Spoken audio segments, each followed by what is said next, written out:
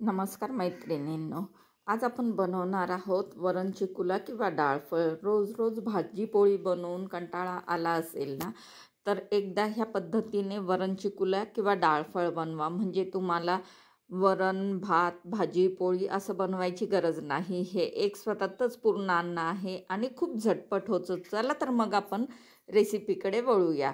सर्वात प्रथम आपल्याला त्यासाठी वरण बनवून घ्यावं लागेल आणि त्यासाठी मी एक मोठी अर्धी वाटी तूर डाळ, पाव वाटी म्हणजे छोटी वाटी मसूर डाळ आणि पाव वाटी मूग डाळ घेतलेली आहे. यापैकी एखादी डाळ तुम्हाला आवडत नसेल ना, तर तुम्ही स्किप करू शकतात. म्हणजे तूर डाळ सोडून मूग डाळ किंवा मसूर डाळ आवडत नसेल ना, तर तुम्ही स्किप करू शकता किंवा याऐवजी एखादी डाळ तुम्हाला घ्यायची असेल तर तुम्ही अजूनही ती ॲड करू शकता. आता ह्या तिन्ही डाळी 2 ते 3 पाण्याने स्वच्छ धुवून घेऊया आणि त्यानंतर अर्धा तास भिजत ठेवूया.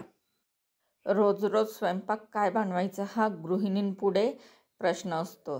त्यामुळे कधीतरी असा वेगळा पदार्थ बनवला ना तर स्वयंपाकही झटपट होतो आणि काहीतरी वेगळं खाल्ल्याचं समाधान मिळतं आणि पूर्णान्नही मिळतं. जोवर आपली डाळ भिजते आहे तोवर आता चिकुल्यांसाठी आपण पीठ मळून घेऊ. त्यासाठी 1 वाटी गव्हाचं पीठ घेतलेलं आहे. आता यात चवीनुसार मीठ टाकूया. त्याचबरोबर पाव चमचा लाल मिरची टाकून घेऊ. तुम्हाला वाटलं तर टाका, तुम्ही स्किप केली तरी चालेल. त्यानंतर अर्धा चमचा ओवा हातावर चोळून तो टाकून घेऊया. ओवा टाकणं गरजेचं आहे त्यामुळे त्यामुळे हे जेवण पचायला मदत तर होतेच होते, पण त्याची चवही वाढते.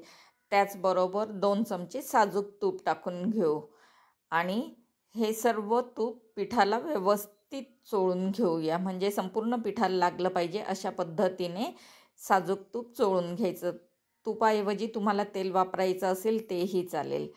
आता यात थोडं थोडं पाणी टाकून आपण कणिक मळून घेऊया. तर कणिक कितपत मळायचं, आपण रोजच्या चपातीला किंवा पोळीला जितकं कणिक मळतो ना त्यापेक्षा थोडंसं घट्ट मळायचं. आणि अशा पद्धतीने आपण कणिकही मळून घेतलेलं आहे. आता हे कणिक थोडा वेळ आपण साईडला ठेवूया आणि वरणाची डाळ शिजून घेऊया. म्हणजे तोवर आपलं कणिकही छानपैकी भिजून जाईल. तर इकडे आपली डाळसुद्धा छानपैकी भिजलेली आहे. बघा, डाळ फुलून दुप्पट झालेली आहे. आता ही डाळ आपण वरचं पाणी काढून टाकू आणि कुकरला लावून घेऊया. त्यानंतर यात थोडंसं पाणी टाकूया आणि अर्धा चमचा हळद टाकून घेऊ आणि कुकरच्या 4 शिट्ट्या करून घेऊया. आता तुमच्या कुकरच्या 4 शिट्ट्या होतात की 5 शिट्ट्या होतात त्या पद्धतीने तुम्ही डाळ शिजून घ्या. आणि मी आता इथे कुकरच्या 4 शिट्ट्या करून घेतलेल्या आहे.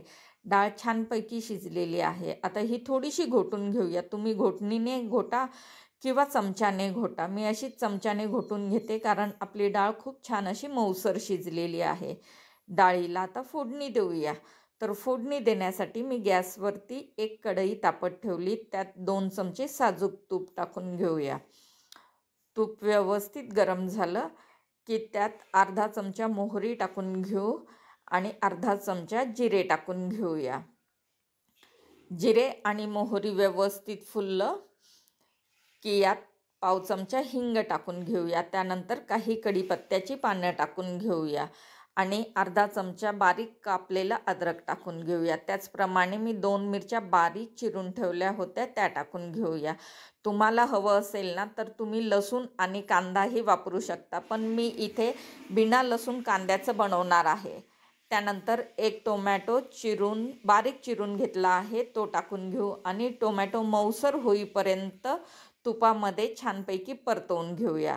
त्यानंतर यात अर्धा चमचा लाल मिरची पावडर, अर्धा चमचा धणे पावडर टाकून घेऊ आणि पाव चमचा हळद टाकूया. कारण वरण शिजतानाही आपण हळद टाकलेली होती.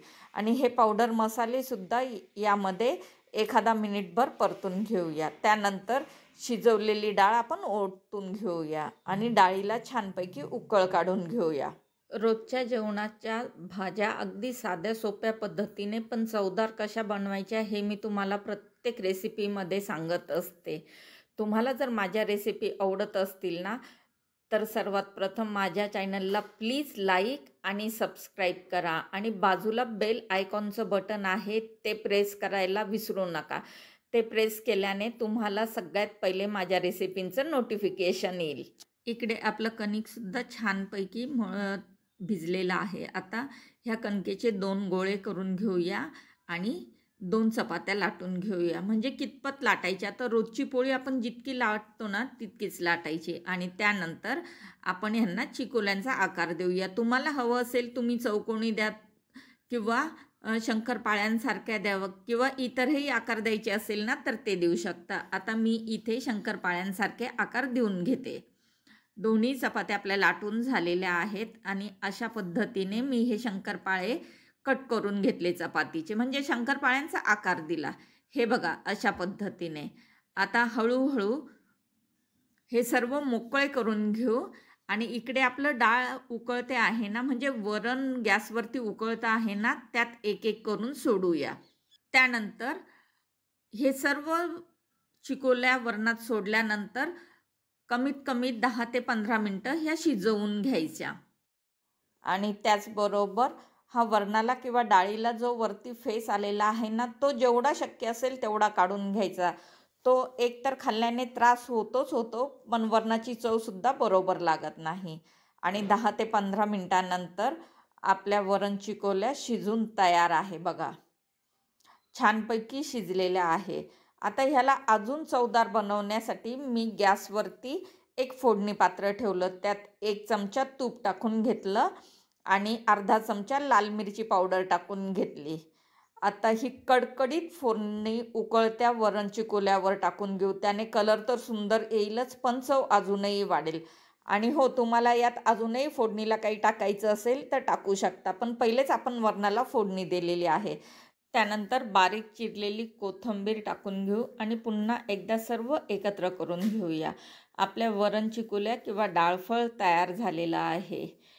भाजी पोळी बनवायचा कंटाळा आला असेल ना, तर एकदा अशा पद्धतीने तुम्हीसुद्धा डाळफळ किंवा वरण चिकोल्या बनवून बघा.